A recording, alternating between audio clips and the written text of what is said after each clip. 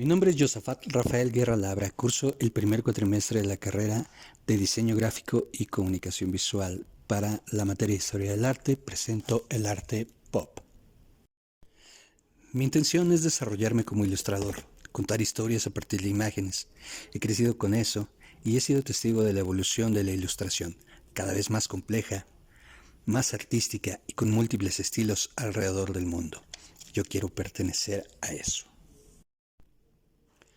Me atrae particularmente el arte pop porque es parte de la revolución intelectual de mediados del siglo XX, esa revolución que nos permitió expresar con libertad, lejos de las ataduras y reglas estrictas que definieron el arte en épocas pasadas. Me encanta la manera en la que se rompieron los moldes de la música, de la danza, el teatro, el cine y por supuesto de las artes visuales. Cada rama artística tiene grandes exponentes de esta época, como los Beatles en la música o Luis Buñuel en el cine. Pero para el tema de hoy hablaré del artista visual que más ruido hizo dentro del arte pop. El arte pop surge como producto de la crítica social de finales de los años 50 en Inglaterra y pronto aparece en Estados Unidos, que es en donde tuvo más eco, aunque hay exponentes en todo el mundo. En esos años, parte de la sociedad engrandecía el capitalismo y el consumo. Mientras más tuvieras, más importante eras. Es entonces que llegan estos personajes y toman artículos de uso cotidiano y los sacan de contexto llevándolos a carteles y pinturas de gran formato. En donde antes veíamos a Dionisio, Venus, David o Cristo, ahora vemos a Elvis, Marilyn, una lata de sopa, un supermercado o una tapa de refresco.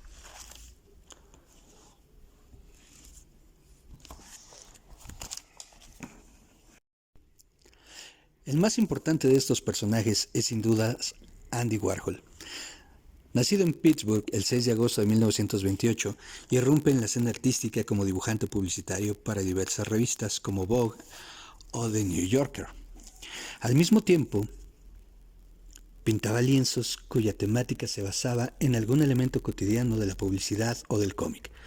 Pronto comenzó a exponer en diversas galerías. Utilizó y combinó diversos elementos como la pintura, la serigrafía. También incursionó en el cine como actor, productor, director, fue modelo, en fin, toda su vida la pasó experimentando diversas formas de expresarse.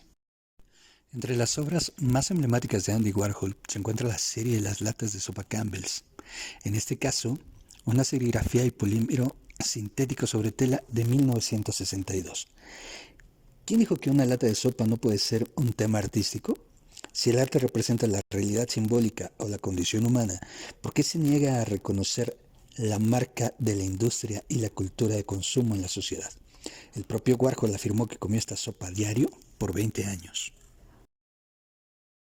Warhol inicia una serie de retratos de Marilyn Monroe aplicando la técnica de la serigrafía, en la que de una imagen original se imprimen las siguientes. Mientras más veces se reproduce la imagen, más se desdibuja o se deforma. En este caso tenemos 4 Marilyns de la serie Marilyn Monroe en serigrafía de 1967.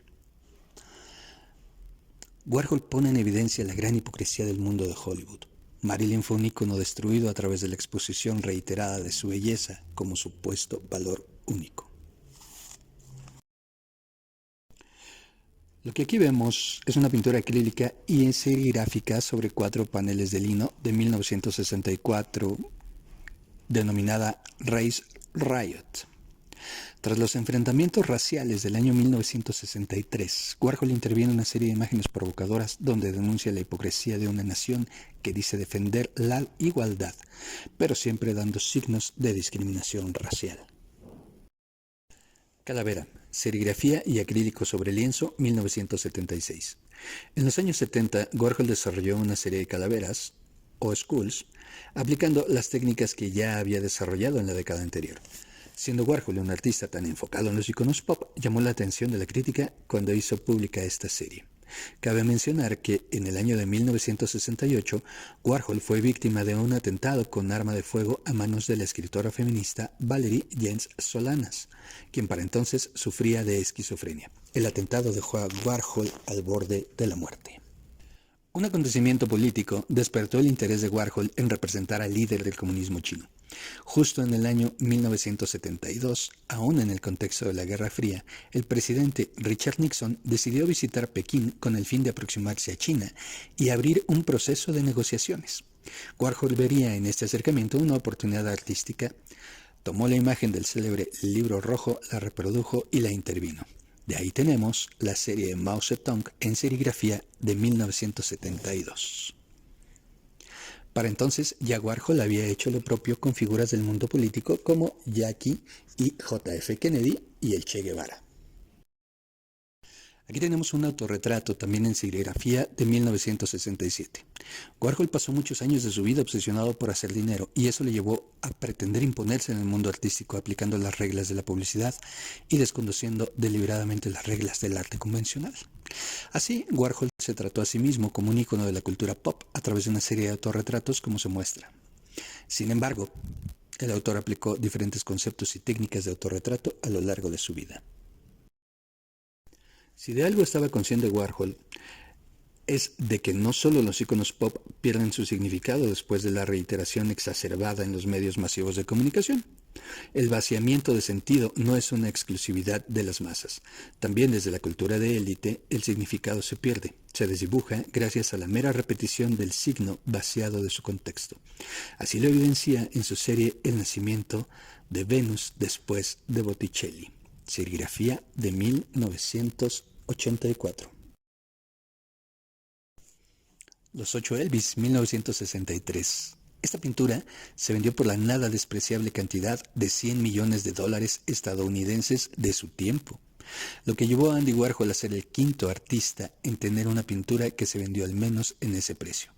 Rompió todo récord de precio pagado por una pintura de pop art de Warhol y se mantiene como una de las pinturas más caras de todos los tiempos, así como una de las obras maestras de su creador.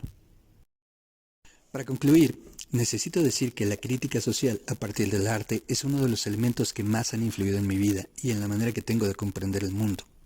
Aplicar esa crítica social en el entorno actual y representado en un cómic debe de dar, como ya lo he hecho antes, grandes historias de las cuales podríamos y deberíamos aprender. Descripción y pintura de Elvis tomada del sitio web tetamayo.com. 20 obras famosas de Andy Warhol, publicado el 17 de agosto del 2020 por Memo Alfaro. El resto de las obras y su explicación está tomado del sitio web culturagenial.com. Artes visuales, pintura, 7 obras emblemáticas de Andy Warhol, de la especialista en artes, literatura e historia cultural, Andrea Imaginario.